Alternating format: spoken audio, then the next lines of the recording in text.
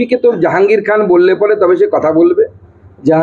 জাহাঙ্গীর খান বললে পরে উনি বাথরুমে যান, জাহাঙ্গীর খান বললে পরে উনি খান। অতএব এই এসপির কাছ থেকে তো এর থেকে বেশি কিছু আশা করা যায় না। আমার ভাবতে অবাক লাগছে, আমার শুধু কালকে মমতা বন্দ্যোপাধ্যায়ের প্রেস কনফারেন্সের মুখটা মনে পড়ে যাচ্ছে, যে মমতা বন্দ্যোপাধ্যায় কোন মুখে প্রেস কনফারেন্স করছিলেন কালকে গণতন্ত্র নিয়ে। আজকে গণতন্ত্রের রূপ গোটা ভারতবর্ষ দেখলো, গোটা ভারতবর্ষে সব টিভি চ্যানেল দেখাচ্ছে যে পশ্চিমবঙ্গের গণতন্ত্র, এটা হচ্ছে পশ্চিমবঙ্গের গণতন্ত্র, এবং পুরোটা তৃণমূল কংগ্রেসের করা, পুরো সাজিয়ে নিয়ে আসা হয়েছিল। যারা এসেছিল আমি গ্যারান্টি দিয়ে বলছি তারা কেউ 100 দিনের উপভোক্তা নয়।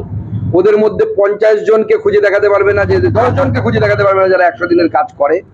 মাথায় ইচ্ছে করে গেরুয়া টিকা লাগানো হয়েছিল, যারা কোনোদিনও গেরুয়া পড়ে না, গেরুয়াকে অপমান করে, হিন্দু ধর্মকে গালিগালাজ করে, এবং তারপর যে অশ্রাব্য ভাষায় আমার মা বাবাকে গালিগালাজ করা হয়েছে। আর তৃণমূলের পারফেক্ট ম্যাচ, মনেই হচ্ছিল যে এরা তৃণমূলের সম্পদ। এইরকম সম্পদ তৃণমূল ছাড়া কোথাও থাকতে পারে না।